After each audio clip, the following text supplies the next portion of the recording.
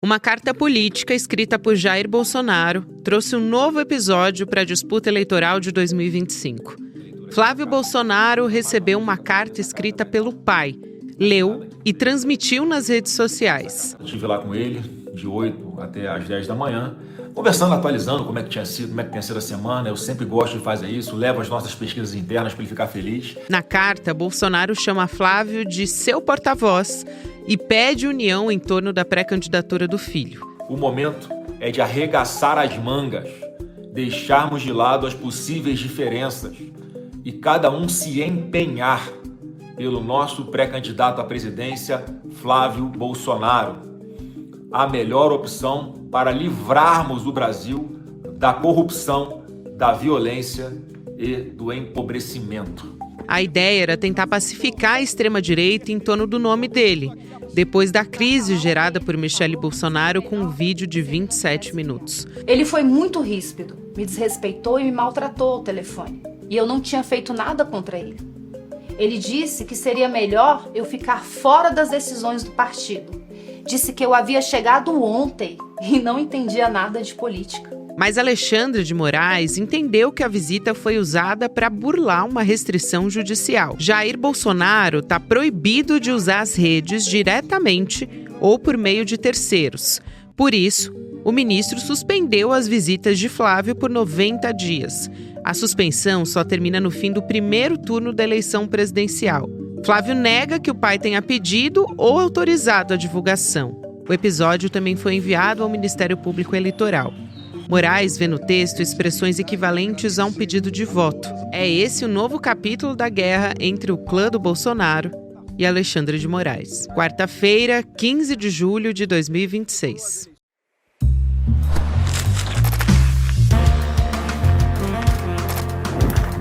Sou Gabriela Varela, esse é o podcast do Itália, com mais informação da verdade.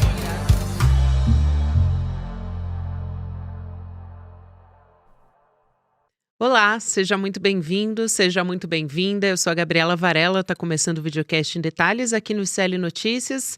De segunda a sexta-feira, sempre com um convidado ou uma convidada, a gente vai analisar uma notícia importante do momento.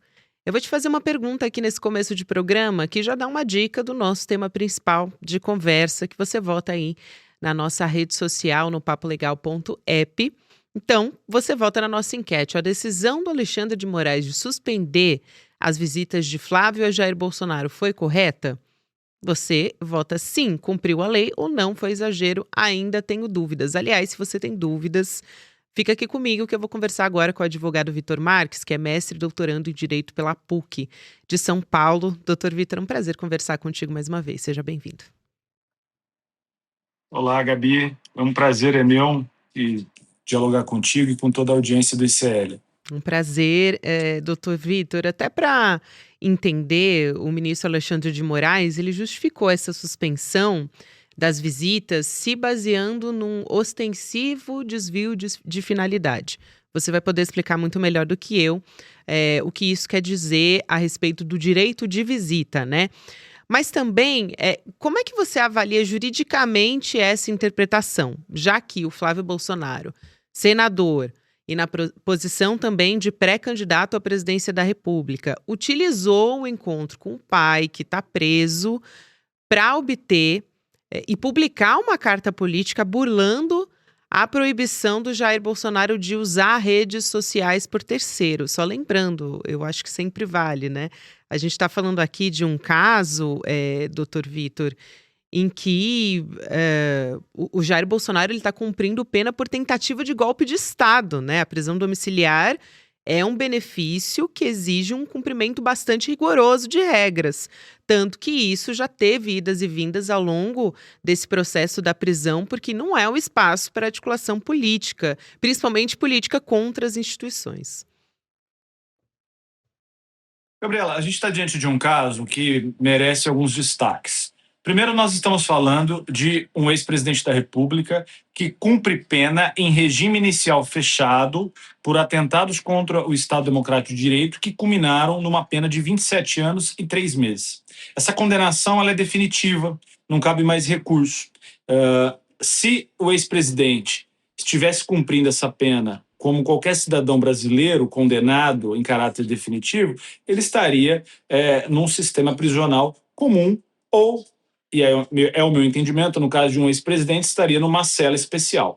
Ele está em casa. Por quê? Porque ele recebeu o reconhecimento de um direito que, na prática, se demonstra um privilégio. Por que privilégio? Porque muitos presos na mesma condição não conseguem esse direito de cumprir pena em regime inicial fechado em casa. E é neste cenário que o ex-presidente hoje se encontra. E para que tivesse essa concessão desse direito dele ser tratado em razão do seu grave quadro de saúde em casa, o ministro Alexandre de Moraes impôs algumas restrições. Em caráter geral, é o seguinte: olha, o ex-presidente continua preso. O fato dele estar em casa não significa um benefício para ele agir como um cidadão livre. Portanto, ele está impedido de participar da vida pública do país, de se manifestar e, obviamente, está impedido de transformar a sua casa, que em tese é para ele cuidar da sua saúde, em comitê político-eleitoral. E essa decisão do ministro Alexandre de Moraes é mais uma decisão demonstrando muita paciência com o ex-presidente Bolsonaro. É muito comum que num processo, na investigação e no início de um processo, logo no início já seja decretado, por exemplo, a prisão provisória, a prisão preventiva, a prisão temporária. E isso nunca aconteceu com o ex-presidente. Ele foi tendo a sua restrição de liberdade na medida em que ele ou aliados próximos, como os filhos, praticavam atos que atentavam contra o cumprimento da lei. Então, num primeiro momento, ele teve seu passaporte retirado quando ele ensaiou aquela ida à embaixada. Depois, ele teve foi colocada a tornozeleira eletrônica, ele tentou retirar essa tornozeleira eletrônica e o seu filho Flávio Bolsonaro organizou um ato político próximo à casa de Bolsonaro. Com isso, levou ele à prisão, num primeiro momento preventiva, depois definitiva. Nos últimos dias, nós tivemos um episódio esdrúxulo da apreensão de uma arma sob posse do presidente Bolsonaro. Olha, qual preso no Brasil tem arma, detém arma? É nítido que é um descumprimento da lei e da ordem, né? Sobretudo de um ex-presidente que sempre teve um discurso fervoroso, né, em defesa da lei e da ordem. Então, ali já foi um fato relevante. A identificação de uma arma sob os cuidados do ex-presidente. Aí, não o suficiente, teve agora essa carta. Essa carta, ou qualquer pedido de manifestação do ex-presidente em caráter público, precisa ser previamente ter a concessão de autorização judicial. Novamente, ele está em casa, não é para exercer os direitos que um cidadão livre tem. Ele encontra-se em casa para cuidar da sua saúde. Nesse sentido, o desvio de finalidade da visita é que, em sendo o Flávio Bolsonaro filho, num primeiro momento, é compreensível que ele tenha a possibilidade da visita ao pai. Agora, essa visita, que essencialmente possuía uma questão familiar, não pode se transformar num subterfúgio para ele obter ou tentar ter manifestações do ex-presidente que se encontra preso.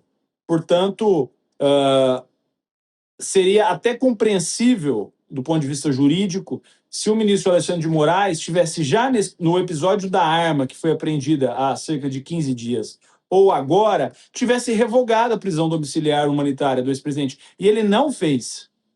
Ele novamente dá essa chance ao ex-presidente de continuar sendo tratado no seu domicílio. Agora, tem aquele ditado popular que é: me ajuda que eu te ajudarei. Me parece que o entorno do ex-presidente não tem ajudado muito ele. Me parece que é isso mesmo, doutor Vitor. Agora, você explicou e puxou um fio histórico que é muito importante a gente se lembrar desde que houve a determinação da prisão do Jair Bolsonaro e da condenação no Supremo Tribunal Federal, né? O Flávio Bolsonaro também é reincidente, né, por condutas similares anteriores.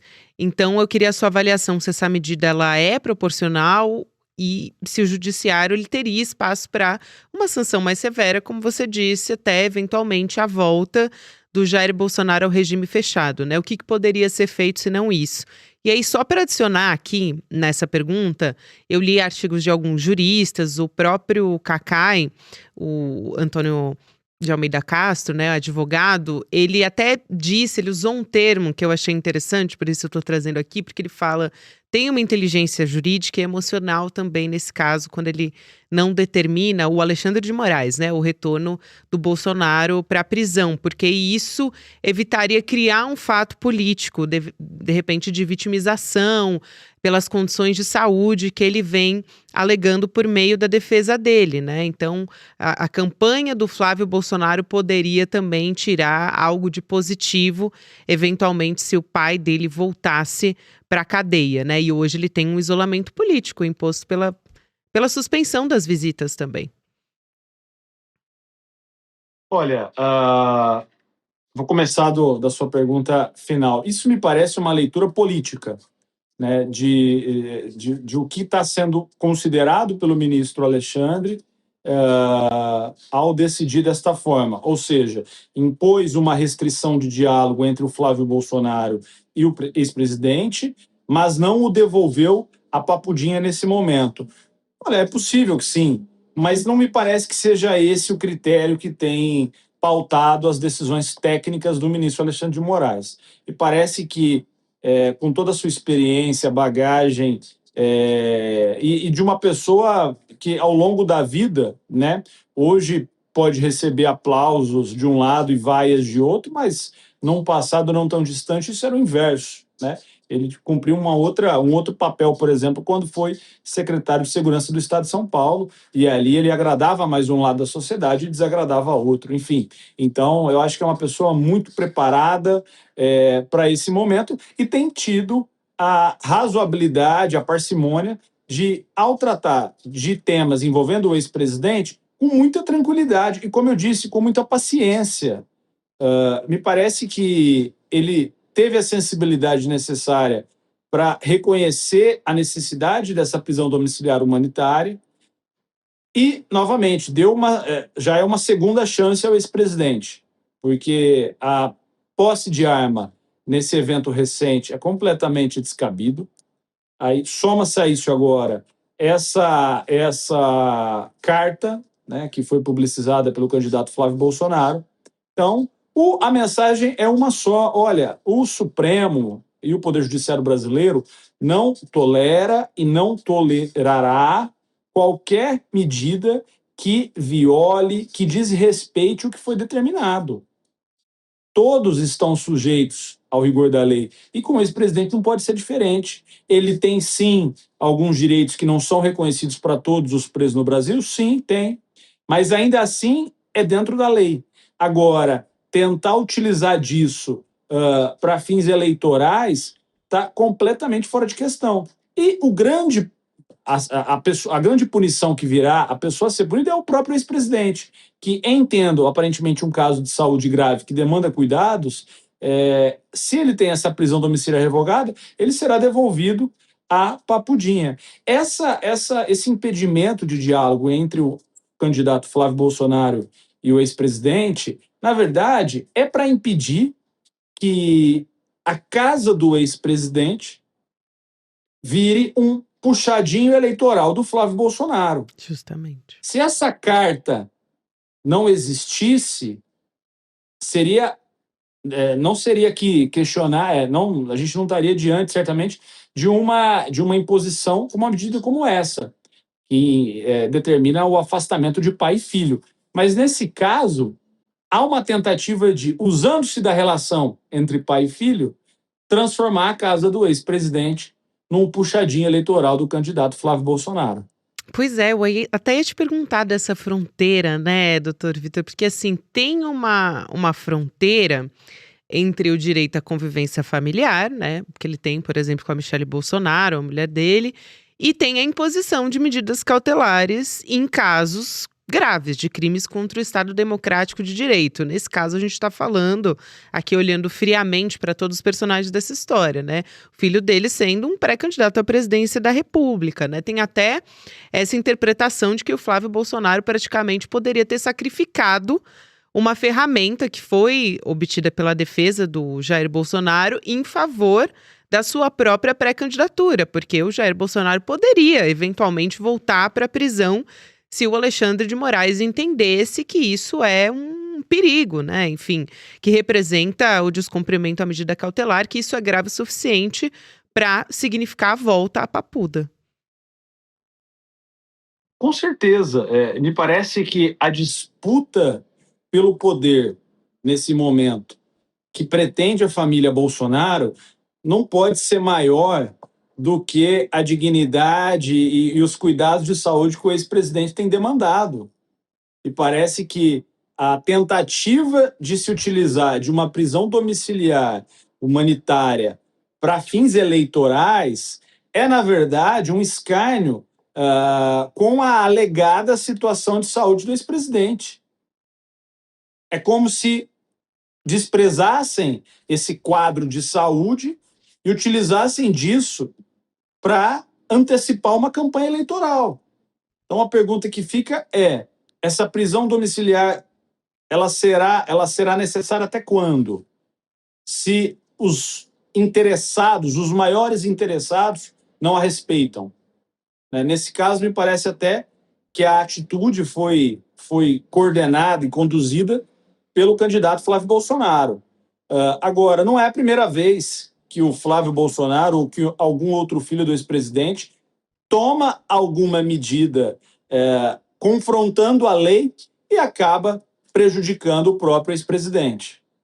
Doutor, eu também quero te perguntar a respeito dos vídeos, né, da leitura dessa carta, porque foi feita uma leitura numa live por parte do Flávio Bolsonaro. O Alexandre de Moraes, ele envia a leitura da carta para a PGR, aliás, PGR não, perdão, para a Procuradoria-Geral Eleitoral, para investigar se há possível propaganda antecipada, porque tem o conteúdo de apoio que é explícito. Ele até diz que é o meu candidato, né? Ele passa o bastão para o filho mais uma vez nessa carta, tem expressões bastante equivalentes a pedido de voto também. Então, quais são as implicações para um registro de candidatura do Flávio Bolsonaro?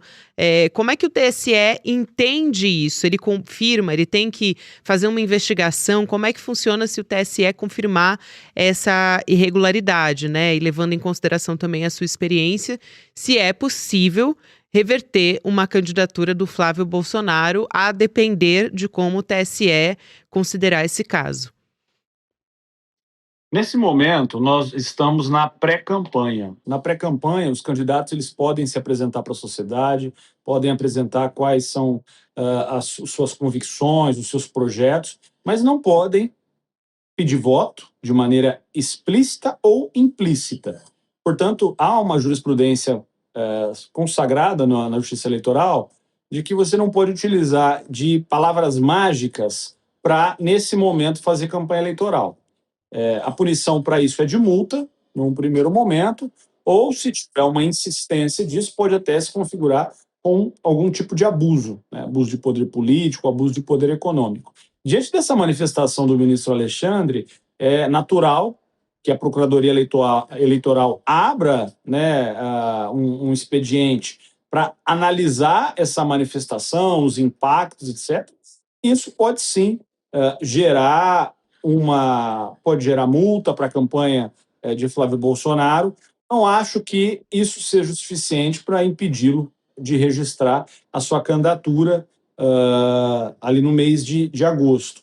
Mas certamente pode sim gerar alguns dissabores para a campanha, tendo em vista que as palavras ali escolhidas e que foram lidas têm sim, né, um caráter eleitoral, apontam para a eleição, apontam para um apoio nesse momento que é vedado pela lei eleitoral.